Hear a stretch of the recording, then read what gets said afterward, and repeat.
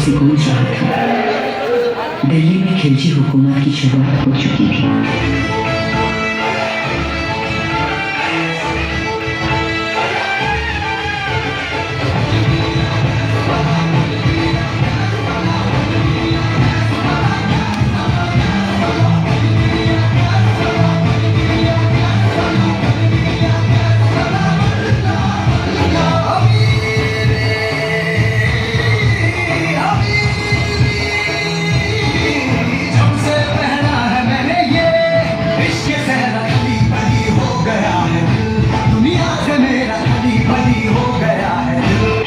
की गाथा में राघव चेतन का नाम एक काले अध्याय के रूप में आता है।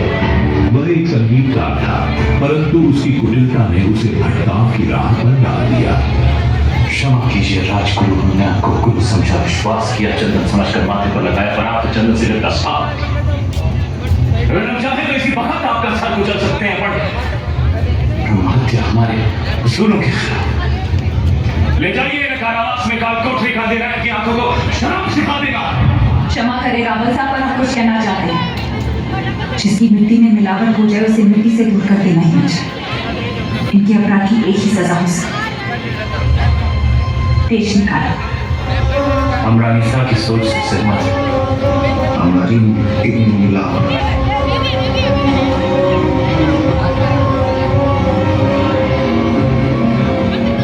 राघव चेतन ने दिल्ली के सुल्तान अलाउद्दीन खिलजी को भड़काया और बताया कि चित्तौड़ की रानी पद्मिनी संसार की सबसे सुंदर महिला है। अलाउद्दीन, जो पहले ही साम्राज्यवादी था, उसने पद्मिनी को पाने का निश्चय किया। 28 जनवरी 1303 को अलाउद्दीन खिलजी ने अपनी विशाल सेना के साथ चित्तौड़ पर हमला किया।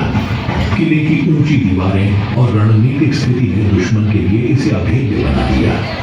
अलाउद्दीन ने कूटनीति का सहारा लिया और रावल रत्न सिंह को संदेश भेजा कि वह केवल रानी पद्मिनी को देखना चाहता है। रानी के सम्मान और चित्तौड़ के गौरव की रक्षा के लिए यह प्रस्ताव अस्वीकार्य था। सुबह से शाम हो गई रावल जी, हमारे ख्याल से इस खेल में भी चित्तौड़ और दिल्ली को सुना कर नीचे बैठ जाओ, लहर कोई नहीं दिखे हो नीचे बैठ जाओ लहर दिखे हो। और जाने से पहले अपने खानदान से तो मिला दीजिए। सुई से तो मिला दिया आपको, यही तो है हमारा परिवार। नहीं, ये तो है, हमारा मतलब था चित्तौड़ की शान रानी पद्मा होती। क्या हुआ, क्या हमने कोई नावाजिब गुजारिश कर दी? घनी रोशी बात कर दी है तुम्हें अलाउद्दीन। चित्तौड़ में हम अतिथि को भगवान मानते हैं, वरना तिरस्कार भाषा लगोदा इस वक्त।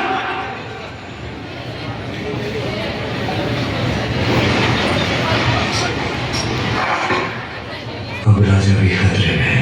लेकिन मंत्रियों की सलाह और रणनीति के तहत यह तय हुआ कि पद्मिनी का प्रतिबिंब जल में दिखाकर सुल्तान की मांग पूरी की जाएगी। जब अलाउद्दीन ने पद्मिनी का प्रतिबिंब देखा तो वह और भी अधिक लोभ से भर गया। उसने रावल रत्न सिंह को छल से मैं तो स्वयं वहां जाने का निर्णय ले लिया, सर झुका दिया हमारा। लीजिए तलवार और काट दीजिए सर। रावल साहब को वापस लाने का यही एक रास्ता है। क्या हम सब में इतनी ताकत नहीं कि अपने हुक्म को वापस ला सके, या फिर आपको हमारी तलवार पर भरोसा नहीं रहा? भरोसा है, पर हर युद्ध केवल तलवार से नहीं जीता जाता। इस बार युद्ध नीति से जीतना होगा। हमारी भेज दीजिए संदेशा सुल्तान को। स्वाभिमान क्षत्रिय की सबसे बड़ी लड़ाई है। इसकी रक्षा के लिए हमने सदियों से रक्त की नदियां बहाई है। अगर माता पद्मावती के सम्मान में मुझे अपना शीश कटवाने या काटने का अवसर मिलता है तो मैं अपने आप को भाग्य का किरदार से भी परवल समझूंगा। जय भवानी, रानी ने गौरा और बादल के नेतृत्व में एक सेना भेजी। गौरा, जो रानी के चाचा थे, और बादल, जो उनके भाई समान थे, अपनी जान पर खेलकर रावल रत्न सिंह को छुड़ाने गए।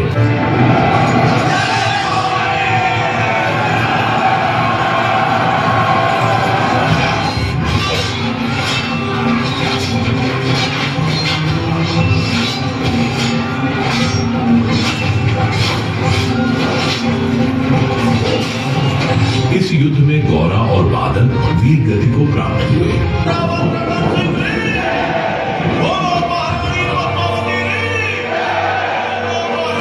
हमारे लिए नहीं, वीर योद्धाओं के लिए होनी चाहिए जिन्होंने विवाद के लिए अपने सर गंवाए,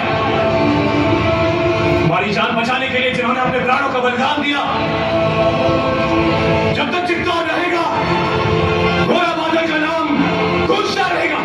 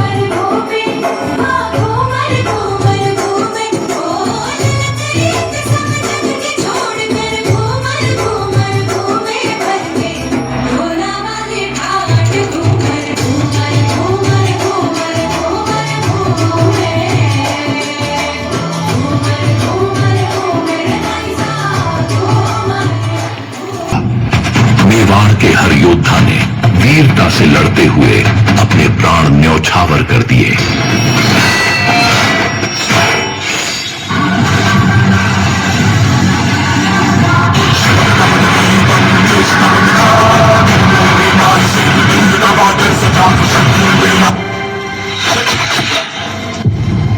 ये जंग तो सुलह से लड़ी होती जंग का एक ही उसूल है रावण,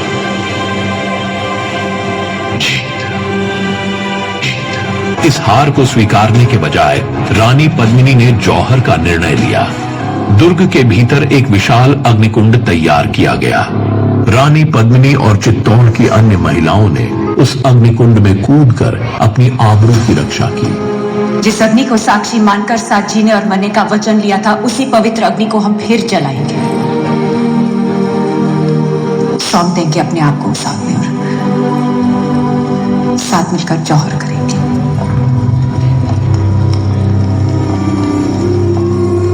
हमारे शरीर को पाने की लालसा रखने वाले शत्रु के हाथ हमारी परछाई तक नहीं लगेगी।